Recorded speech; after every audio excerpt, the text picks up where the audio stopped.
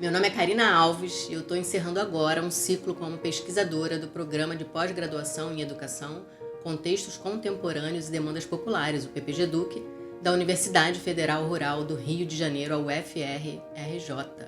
Sob a orientação do professor doutor Alain Damasceno, investiguei ao longo de 3 anos o tema Inclusão e Direitos Sociais, a parceria público-privada na promoção dos projetos via terceiro setor, e eis aqui a tese de doutoramento que eu tenho a honra de apresentar para essa banca.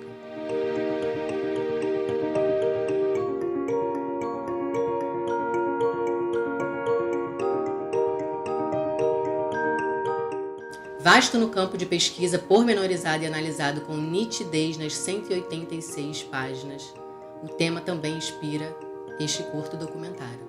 Fundamental lembrar que é a teoria crítica da sociedade que ilumina a pesquisa com ênfase no pensamento de Theodor Adorno, filósofo, sociólogo e crítico musical alemão, um dos fundadores da Escola de Frankfurt. Com ênfase também na história dessa Karina que aqui está.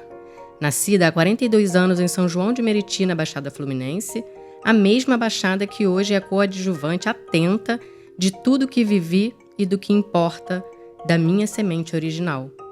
Descobri na inclusão um verbete sombra, um substantivo juntinho desde antes de nascer.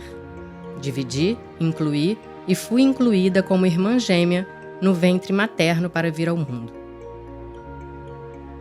Isto posto, Adorno foi essencial na análise e discussão dos dados, de saída por indicar o caminho da perspectiva emancipatória, dando o primeiro passo para o que ele chama de desbarbarização.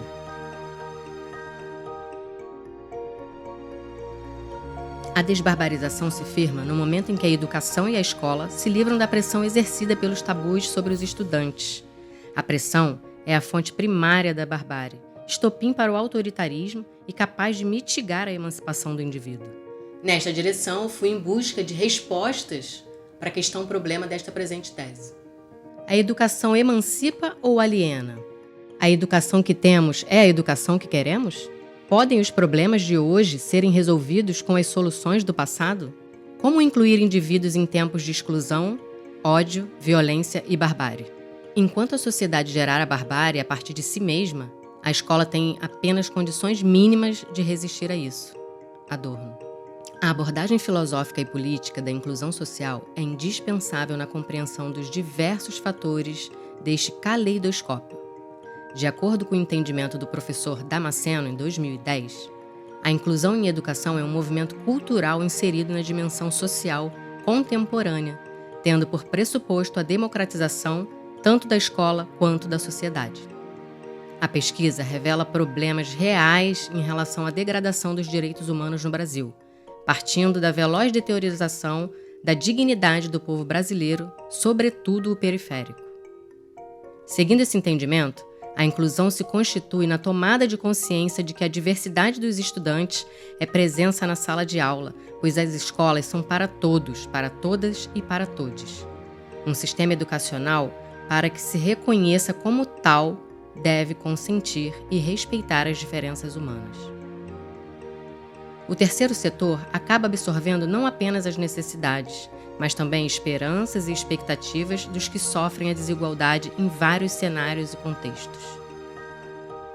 Dentre os legados que foram agregados às responsabilidades do terceiro setor brasileiro, é possível iluminar 2, herdados do educador Paulo Freire, o da necessidade da luta contra as injustiças contínuas e o da indignação diante da barbárie. Posturas que consideramos éticas e também políticas, de atualidade fundamental, perante o lugar em que vivemos, que tem a sua ênfase na base de milhares de excluídos sobrevivendo abaixo da linha da pobreza. E é justamente essa indignação que nos impulsiona à busca pela liberdade.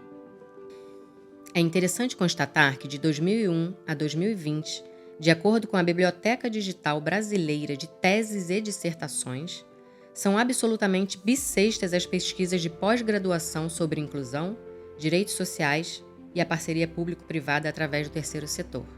Ora, se inexistem ou ainda se encontram em estágios muito iniciais quaisquer análises, a presente tese nos revelou ainda mais a relevância desta investigação. Ao mesmo tempo em que avançava nesta elaboração, pude materializar a pesquisa de campo até na prática do trabalho no Instituto Incluir, que hoje já atingiu, através de seus projetos, mais de 65 mil pessoas nos eixos esporte, educação e cultura. É válido destacar que, para se afirmar que a educação contra a barbárie não somente como sonho ou horizonte, na direção que se precisa caminhar, mas como projeto de nação, política pública e prática cultural, é imprescindível que as estruturas dominantes abram espaços de construções coletivas em que a brutalidade consiste em uma mancha no passado, que nos oprimiu, e a desbarbarização, ao passo que social e educacional seja humana, presente e habitual.